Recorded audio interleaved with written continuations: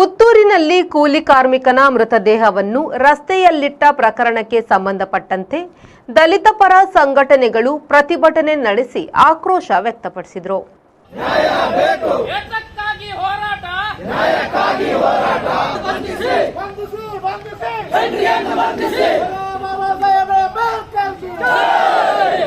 ಪುತ್ತೂರಿನ ಮಿನಿ ವಿಧಾನಸೌಧದ ಬಳಿಯ ಅಮರ್ ಜವಾನ್ ಜ್ಯೋತಿ ಬಳಿ ಪ್ರತಿಭಟನೆ ನಡೆಸಿದರು.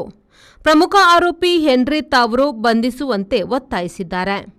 ಪ್ರತಿಭಟನಾ ಸ್ಥಳಕ್ಕೆ ಪುತ್ತೂರು ಸಹಾಯಕ ಆಯುಕ್ತ ಜುಬಿನ್ ಮೊಹಪಾತ್ರ ಭೇಟಿ ನೀಡಿದ್ರು.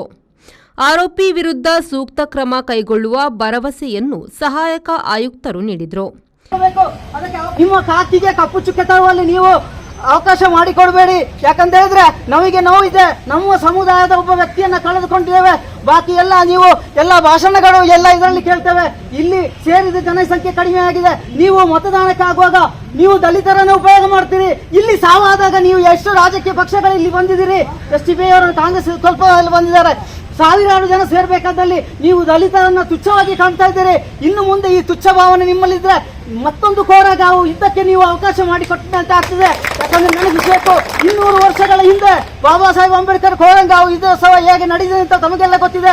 28,000 ಪೇಶ್ವೆಗಳನ್ನ ಕೊಂದಂತ ನಮ್ಮ 500 ಜನ ಮಹಾ ಸೈನಿಕರು ಅವರ ವಂಶಸ್ಥರು ನಾವು. ಮುಂದಿನ ದಿನಗಳಲ್ಲಿ ನಾವು ಇಲಾಖೆಯಿಂದ ನಮಗೆ ಯಾವುದೇ ನೀವು ನಮ್ಮ ಸಂವಿಧಾನಬದ್ಧ ಹಕ್ಕನ್ನು ನೀಡುವಲ್ಲಿ ನೀವು ನಮಗೆ ಅನುಮತಿ ನೀಡಿಲ್ಲ ಅಂತ ಹೇಳಿದ್ರೆ ಇವತ್ತಿನಿಂದಲೇ ಆರಂಭವಾಗ್ತದೆ. ದಕ್ಷಿಣ ಕನ್ನಡದಲ್ಲಿ ಕೂಡ ಬುದ್ಧಿವಂತರ ಜಿಲ್ಲೆ ಅಂತ ಯಾರು ಕರ್ಕೊಂಡಿದ್ರು, ಈ ಬುದ್ಧಿವಂತರ ಜಿಲ್ಲೆಯಲ್ಲಿ ಈ ತರ ನಡಿಬಾರ್ದು. ಇದು ನಡೆದಿದೆ, ಇನ್ನು ನಡೆದ್ರೆ ನಾವು ಈ ರೀತಿ ಇರಲ್ಲ. ಯಾಕಂದ್ರೆ ಕಾಂಶಿರಾಮ್ ಸಾಹೇಬ್ರು ಹೇಳ್ತಾರೆ, ಅಂಬೇಡ್ಕರ್ ಫ್ಲಾಗ್ ಅನ್ನು ಇಟ್ಕೊಳ್ಳಿ. ಫ್ಲಾಗ್ ಇಟ್ಕೊಳ್ಳುವಾಗ ನಿಮ್ಮ ಕೋಲನ್ನು ಸ್ವಲ್ಪ ಉದ್ದಾಗಿ ಇಟ್ಕೊಳ್ಳಿ. ಯಾಕಂದ್ರೆ ಇಲ್ಲಿ ಪೊಲೀಸ್ ಇಲಾಖೆ ಲಾಟಿ ಮಾತಾಡಿಲ್ಲ ಅಂತ ಹೇಳಿದ್ರೆ ನಮ್ಮ ಮೂಲ ನಿವಾಸಿಗಳು ಮಹಾ ಸೈನಿಕರ ಲಾಟಿಗಳು ಮಾತಾಡ್ತಾರೆ. ಮುಂದಿನ ದಿನಗಳಲ್ಲಿ ಈ ವಿಷಯಕ್ಕೆ ಅವಕಾಶ ಮಾಡಿಕೊಡ್ಬೇಕು ಅಂತ ಹೇಳ್ತಾ ಹಿಂದೆ ನಾವು ಹೋರಾಟವನ್ನು ಜಿಲ್ಲೆಯಾದ್ಯಂತ ಮಾಡ್ತೇವೆ. ಆದಷ್ಟು ಬೇಗ ಬಂಧಿಸಿ ನಮಗೆ ಈ ಕುಟುಂಬಕ್ಕೆ ನ್ಯಾಯವನ್ನು ಒದಗಿಸಿಕೊಡ್ಬೇಕು ಅಂತ ಈ ಸಂದರ್ಭದಲ್ಲಿ ಹೇಳ್ತಂದ್ರೆ ಎಲ್ಲರಿಗೂ ಅವಕಾಶಕ್ಕಾಗಿ ತಾವು ತಾಳ್ಮೆ ಎಷ್ಟು ಇಡ್ತೀರಿ ಏನಂತ ನಾನೇ ಅದರ ಬಗ್ಗೆ ಮಾತಾಡಲಿಕ್ಕೆ. ಈ ದೇಶದ ಕಾನೂನು ಮಾಡುವವರು ಇಲ್ಲಿ ತಾವು ಕೂರಿಸಿದಿರಿ.